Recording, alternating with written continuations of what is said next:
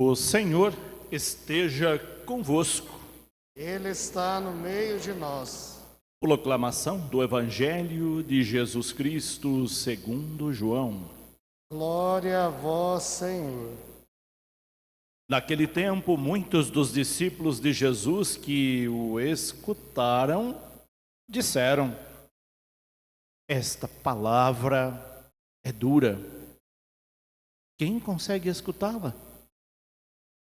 Sabendo que seus discípulos estavam murmurando por causa disso mesmo, Jesus perguntou: isto vos escandaliza? E quando virdes o Filho do Homem subindo para onde estava antes? O Espírito é que dá a vida, a carne não adianta nada. As palavras que vos falei são Espírito e vida. Mas entre vós há alguns que não creem. Jesus sabia desde o início quem eram os que não tinham fé e quem havia de entregá-lo. E acrescentou: é por isso que vos disse, ninguém pode vir a mim a não ser que lhe seja concedido pelo Pai.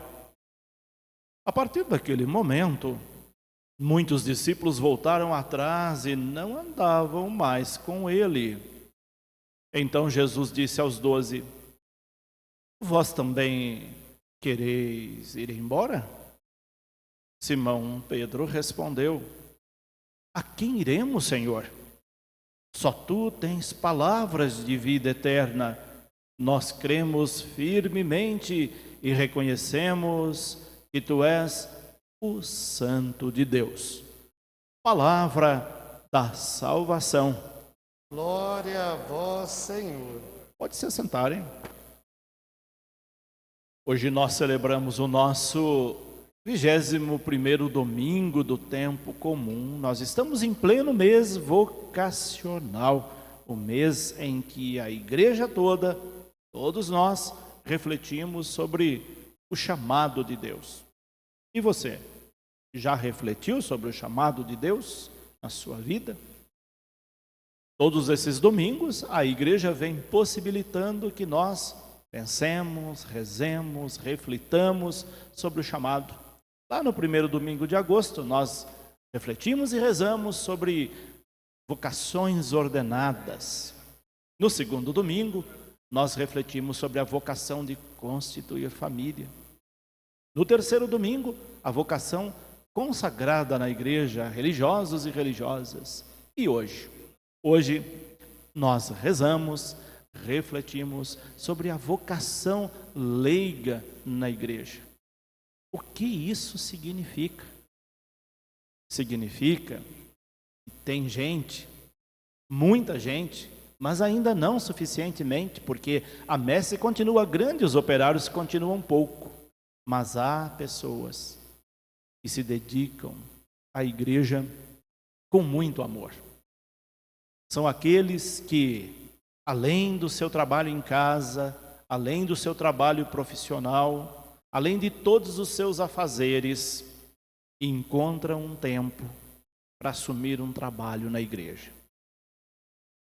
E se não fosse essas pessoas, das quais muitas estão aqui hoje, nossa igreja não seria o que é.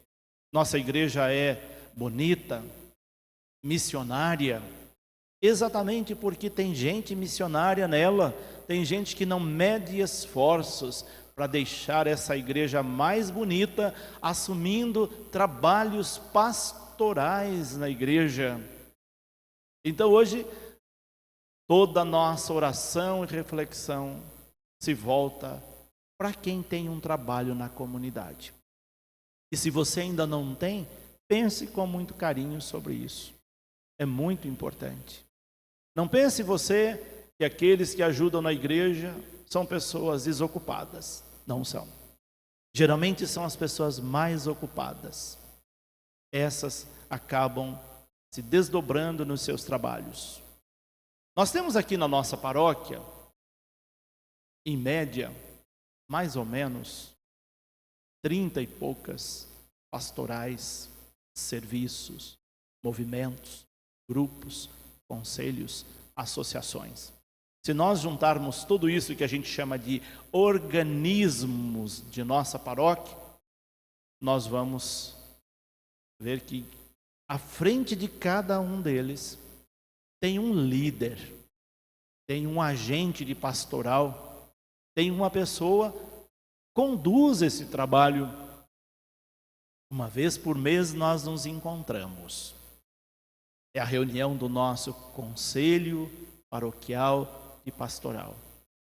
E nessa reunião é chamado a estar presente, é convocado cada um desses coordenadores que representam toda uma equipe que não pode vir à reunião, mas que ajudam naquela pastoral, naquele movimento, naquele conselho, naquele grupo. E essas pessoas se abastecem na oração e na formação. Essas lideranças é que fazem essa igreja viva. E assim todas as paróquias do Brasil e do mundo. A igreja no Brasil tem trabalhos belíssimos, que não é mostrado, que não é visto. E é como a semente de mostarda, pequenininha, invisível. É como o fermento na massa, que não vê, mas faz essa massa crescer. Vocês não vão ver isso na televisão. Vocês não vão ver isso nas manchetes de jornais. Só vão ver coisa feia. Mas a beleza da igreja não é mostrada. E a maior parte da nossa igreja é composta dessa beleza invisível que faz com que o reino de Deus se torne mais presente aqui. Por isso, vocês que assumem um trabalho na igreja têm um valor incomensurável para Deus e para a igreja, porque através da sua dedicação, do seu esforço, o reino de Deus se torna mais presente entre nós. A igreja ficaria muito pobre se não fosse esses trabalhos. A igreja ficaria muito pobre se não fosse vocês dedicando com tanto esmero a esses trabalhos. Até para uma celebração dessa acontecer, por trás dos bastidores tem uma equipe que preparou a missa, que preparou os cantos, que prepara a transmissão. E fora os outros inúmeros trabalhos que nós temos. Esse é só o que acontece aqui durante a missa. Mas imagine o que acontece que a gente não vê, que a maioria de vocês não vê, mas que faz essa igreja ser tão bonita. E é disso que falam as leituras de hoje. Fala dessa liderança. Liderança que é testemunho. Liderança que é exemplo. Como nós vimos na primeira leitura, a liderança de Josué. Que líder foi Josué? Assumiu uma missão gigantesca. Assumiu o bastão depois que Moisés o entregou. E qual foi a missão? De dar continuidade na travessia do deserto e entrar com o povo hebreu até a terra prometida. Na igreja acontece algo muito parecido. Depois de um determinado tempo na condução de um trabalho pastoral, aquela liderança, aquele coordenador deixa aquele trabalho para outro e vai assumir um outro trabalho, uma outra missão. Josué fez isso, deu exemplo. E não pensem vocês que é fácil. Quem assume um trabalho na igreja enfrenta muitos desafios. Porque a igreja é feita de pessoas santas e pecadoras. Pessoas pecadoras que estão buscando a santidade. E isso torna algo difícil. Foi assim que aconteceu com Josué. Josué, num dado momento, viu que o povo estava desviando do caminho de Deus. E ele fez uma assembleia. Esse texto de hoje é a convocação de uma assembleia que Josué fez. No final do ano nós vamos ter assembleia aqui na nossa comunidade, como a gente tem todos os anos. Vocês são convidados. Ele convocou essa assembleia e perguntou: temos que chegar num acordo. A que Deus vocês querem servir? E ele diz: eu e minha família vamos continuar firmes, fiéis a esse Deus que nos libertou da escravidão do Egito. E vocês? Querem buscar outros deuses? Querem deuses que prometem facilidade? Deuses que prometem as coisas que vocês podem ganhar assim de braços cruzados? Só que isso não é possível, porque Deus quer a nossa participação. Quando vocês virem promessas de muitas facilidades, desconfie delas. Pode ser uma grande armadilha, pode ser uma fria. Então, Moisés alerta: nós vamos continuar, eu e minha família, servindo a esse Deus que nos conduziu até aqui, com mão de ferro, com força, nos fortalecendo na missão. E o exemplo de Josué contagiou os demais. Veja como o exemplo de uma liderança contagia as outras pessoas. Quando um líder fraqueja, quando um líder tropeça, quando um líder não é exemplo, o mau exemplo desse líder desanima os outros. Agora, se o líder é alguém firme na missão, que apesar das dificuldades, mostra sua fé, seu compromisso com Deus, os outros também se animam. E a resposta vem logo em seguida nessa primeira leitura. Nós também queremos servir a esse Deus. Nós queremos manter firmes. Nós queremos seguir seu exemplo. Então Josué foi como aquela locomotiva que vai puxando os vagões. E cada agente de pastoral é a mesma coisa. É aquela locomotiva que tem a função de animar, motivar, impulsionar os que vêm atrás, para que o trabalho transcorra em harmonia, em paz e os desafios sejam vencidos. É isso que nós vimos nessa primeira leitura. O exemplo de liderança, já que hoje nós celebramos a vocação de servir na igreja como líder, como agente de pastoral. Só que essa liderança começa dentro de casa. Não é na igreja que nós aprendemos a ser líder. A liderança começa em casa. Se você não é líder em casa, você não vai saber liderar nem na igreja e nem em outro lugar. É o que mostra a carta aos Efésios que nós ouvimos na segunda leitura. São Paulo, nessa carta, pede a solicitude de uns para com os outros dentro de casa. Essa leitura tem uma expressão que muita gente se sente um tanto quanto incomodada com ela. Quando diz que as mulheres têm que ser submissas aos seus maridos. Às vezes a pessoa pega só essa frase isolada e não vê o contexto e não vê o significado da palavra submissão.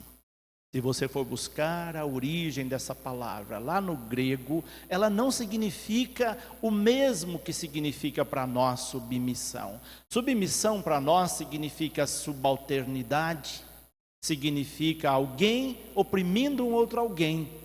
Mas não é isso que São Paulo quer dizer quando ele diz para a mulher ser submissa ao seu marido.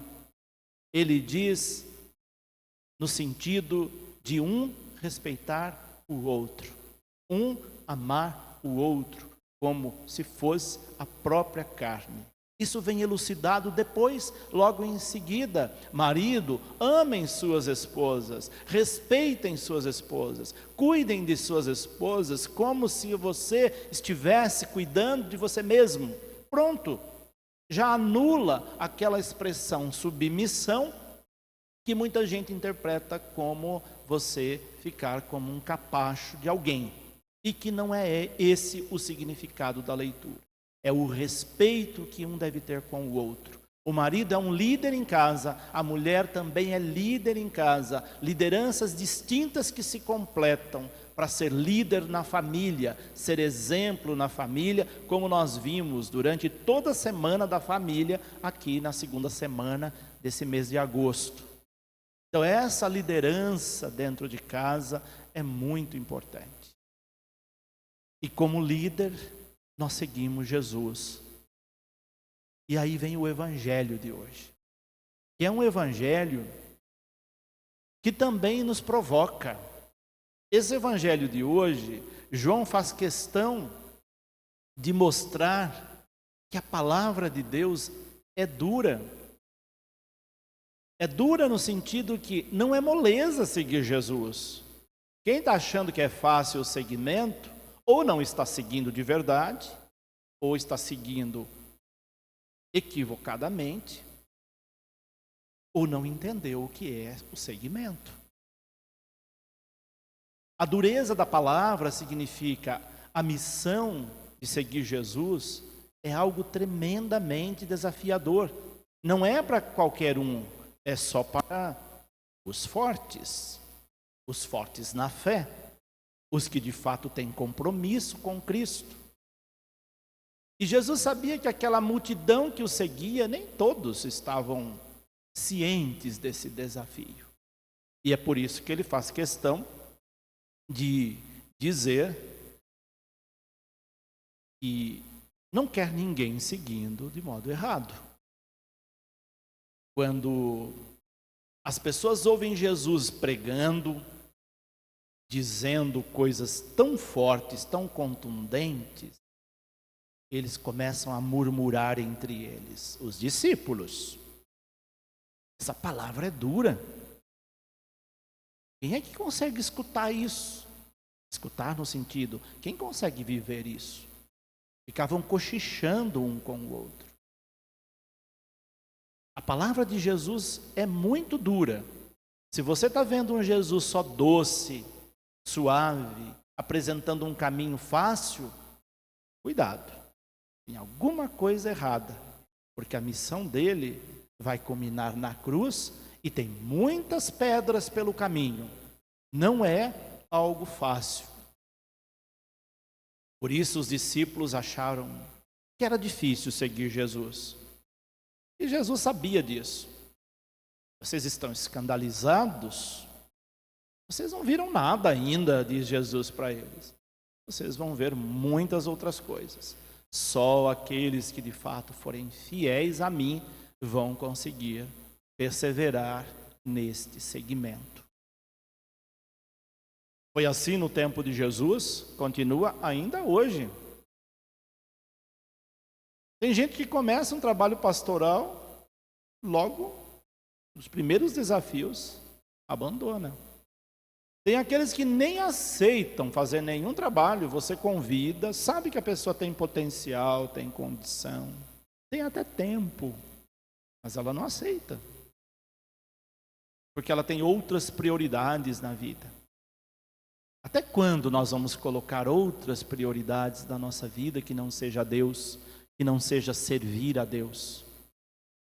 Lembram lá, quando Josué disse na primeira leitura, eu e minha família escolhemos servir a Deus. E você e sua família, escolheu servir quem? Pense nisso, nesse final de semana. Pense que você poderia dar uma contribuição gigantesca na igreja, com seus dons, com seu talento, com um pouco do seu tempo. Não precisa ser muito. Pensa o que você poderia ajudar na sua comunidade, pastoralmente. Isso seria tão valioso, tão importante para a nossa igreja, para você e para Deus. A gente não perde nada em servir na igreja. Pelo contrário, nós ganhamos e muito. Ganhamos sentido na nossa vida. Ganhamos satisfação em poder estar fazendo algo para alguém. Fazer o bem faz bem, primeiramente para quem faz o bem e depois para os outros. Pense nisso e pense nessa proposta de hoje. Porque a nossa vida é tão curta nesse mundo, às vezes nós ficamos presos a ela e Jesus vai dizer, o Espírito é que dá vida, a carne não é nada. Se nós passarmos por essa vida só pensando nas coisas da carne, quão vazia será a nossa vida no final de nós não termos feito nada para os outros de bom, ajudado de alguma forma. Então, por isso, Jesus faz esses alertas no Evangelho de hoje, lembrando que muitos estavam seguindo, mas que não eram pessoas fiéis a ele. Um dos exemplos é o próprio Judas. Ele sabia, estava na sua companhia, mas queria traí-lo. Ele sabe quando a gente está traindo ele. Não adianta a gente enganar. Nós podemos enganar os nossos irmãos, podemos representar papéis, podemos se apresentar como alguém dono da verdade, da moral e dos bons costumes, mas Deus conhece o nosso íntimo, o nosso coração. Ele sabe quem é bom, Ele sabe quem é fiel a Ele. Nós não precisamos dizer isso para ninguém. Podem ficar tranquilos. Ele diz isso aqui com todas as letras, quando ele recorda que havia alguns entre os seus que não estavam ali para servi-lo plenamente.